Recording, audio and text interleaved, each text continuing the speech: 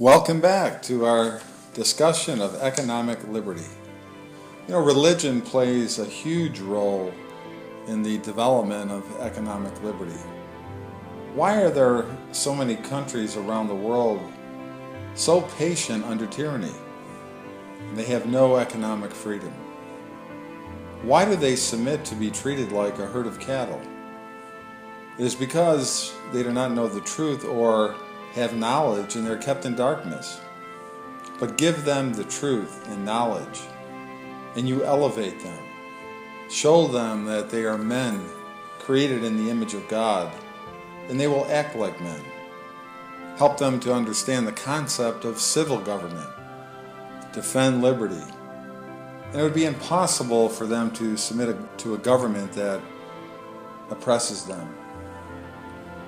We learn from the conduct of the tyrants, the oppressors of the world, that the light of the gospel is hostile to them. So they labor to keep men in darkness. In some places they prohibit the reading of the Bible. In others they seem to support Christianity in public.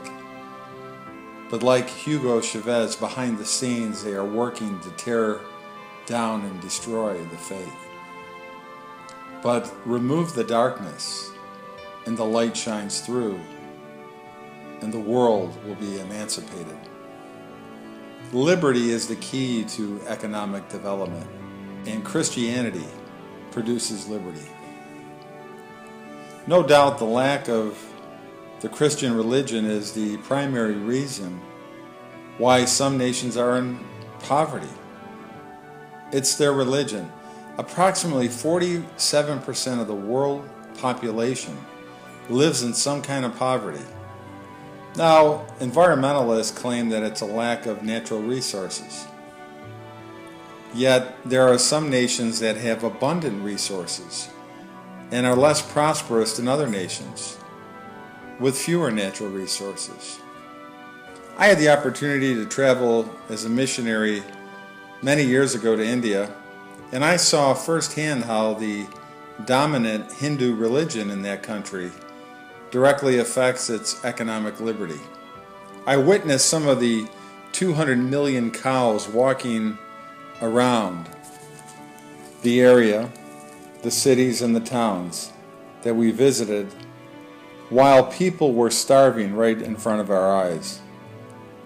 In one town, I thought to myself, if I were a Hindu and I grew up here, I would turn into a midnight ninja and go out and slaughter a cow rather than starve to death. But the problem is further exacerbated because rats, which they will not kill, eat a lot of the grain. Just a grain alone would supply plenty of food for all the starving people in India.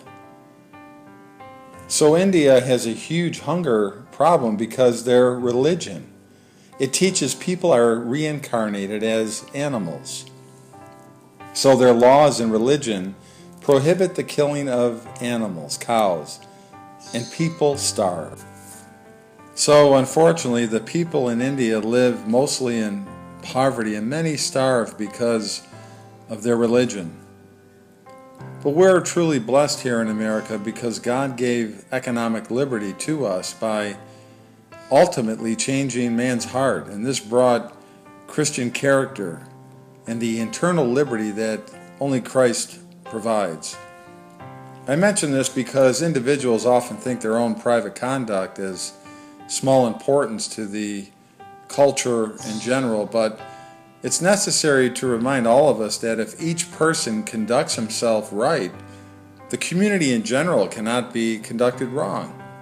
In other words, if the private life was right, the public state would be commendable and happy. Furthermore, the Christian religion teaches you can eat all animals. Like that bumper sticker that states, "I support PETA," people eating tasty animals. Well, Christian economics is what contributes to make America exceptional. It's a wonderful application of the principles taken from Scripture that deal with the production and consumption of goods and services. it looms out into a free enterprise economic system. When men use their God-given resources, their minds and their energy, and use the resources that God has created in the earth, and they're developed to supply the needs and desires of a society.